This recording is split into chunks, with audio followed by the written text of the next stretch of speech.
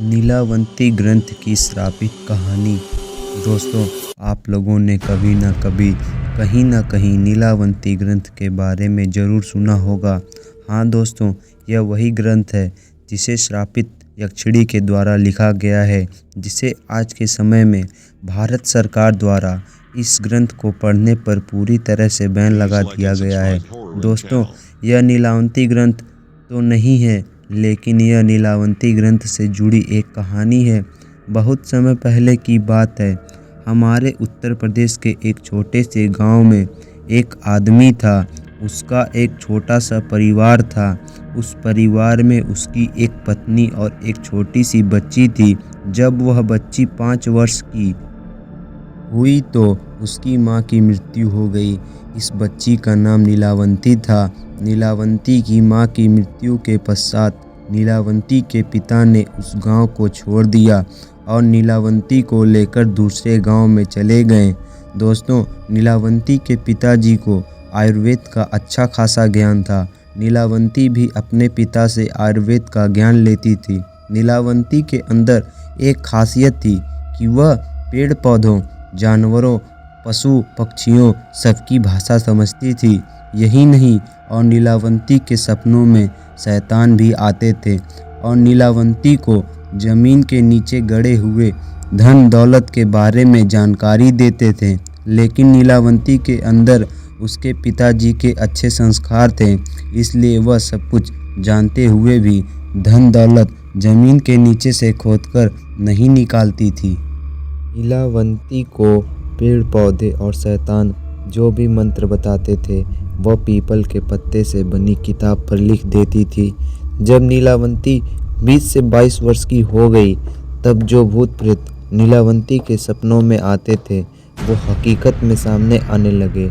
कुछ समय बाद नीलावंती को पता चलता है कि वो एक श्रापित यक्षिणी है, जो कि एक श्राप की वजह से इस दुनिया से बाहर नहीं निकल पा रही है और उसे अपनी दुनिया में जाना था। यह सब बात वह अपने पिताजी को बताती है। तब उसके पिताजी उससे कहते हैं कि बेटी, यदि तू इस दुनिया की नहीं है और किसी श्राप के कारण तू इस दुनिया में फंसी हुई है, तो मैं तुझे नहीं रोकूंगा। अतः तू स्वेच्छा से यहाँ से जा सकती है। फिर नीलावंती उस गांव को छोड़कर जाने लगी कि रास्ते में उसे एक व्यापारी मिलता है और नीलावंती उस व्यापारी से दूसरे गांव में जाने के लिए कहती है, क्योंकि नीलावंती को एक अच्छी आत्मा ने बताया था कि यहाँ से 35 मील की दूरी पर तुम्हें एक गांव मिलेगा और उस गांव में तुम्हारे एक बरगद का पेड़ मिलेगा। वहीं से तुम्हें अपनी दुनिया में जाने का रास्ता मिलेगा। इसके अलावा तुम्हें अपने रक्त के साथ साथ पशु पक्षियों की भी बलि देनी होगी। और वह व्यापारी नीलावंती को देखकर मंत्रमुग्ध हो जाता है और कहता है कि मैं तुम्हें उस गांव में छोड़ दूंगा, लेकिन बदले में तुम्हें मुझसे शादी करनी पड़ेगी।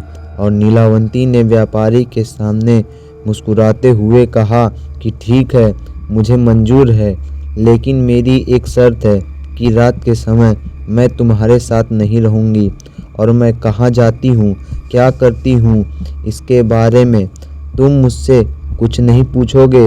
व्यापारी ने कहा कि ठीक है, मुझे मंजूर है।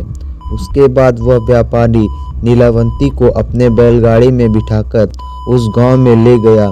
फिर शर्त के अनुसार नीलावंती ने उस व्यापारी से विवाह कर लिया और रात के समय नीलावंती प्रतिदिन बरगद के पेड़ के नीचे तंत्र मंत्र करने के लिए चली जाती थी। वहाँ पर वो अपना रक्त और पशु पक्षियों की बलि भी चढ़ाती थी।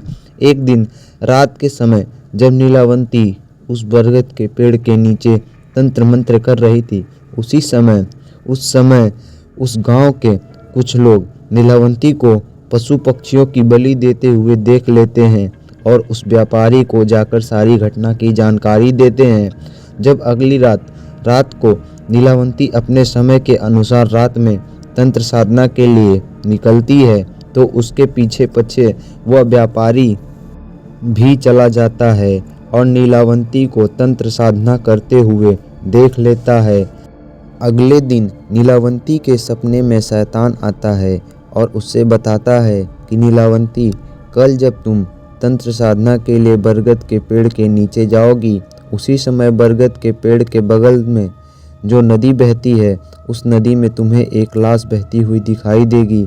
उस लाश के गले में एक ताबीज होगी और तुम्हें उसे खोल लेना है और गले से ताबीज को निकालने के बाद उसी नदी में तुम्हें एक नाव पर सवार आदमी मिलेगा।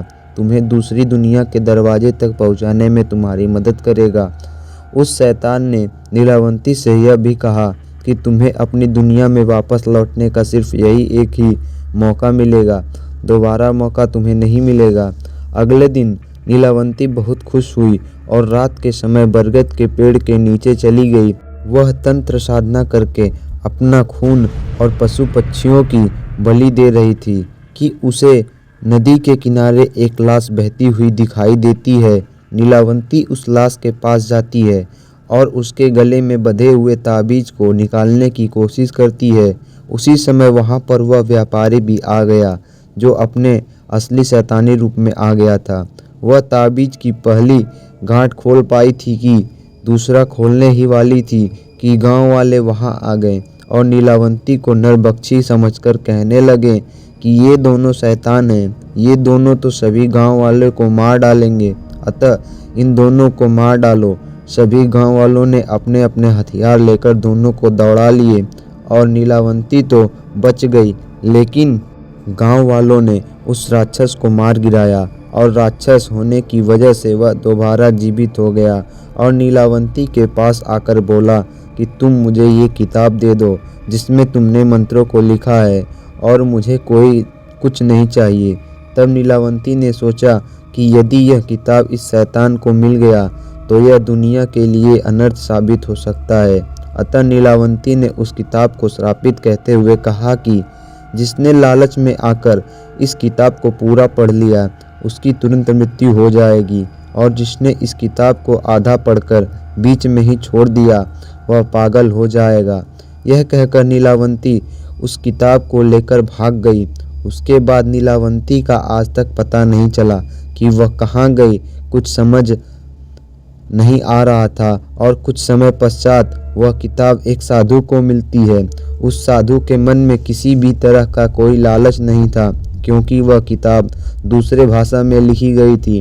अतः उस साधु ने उसे सरलतम रूप में अनुवाद करके लिखा ताकि सबको समझ में आ जाए, लेकिन जिन्होंने उस किताब को पूरा पढ़ा उनकी मौत हो गई और जिन्होंने उसे आधा पढ़कर छोड़ दिया वह पागल हो गया।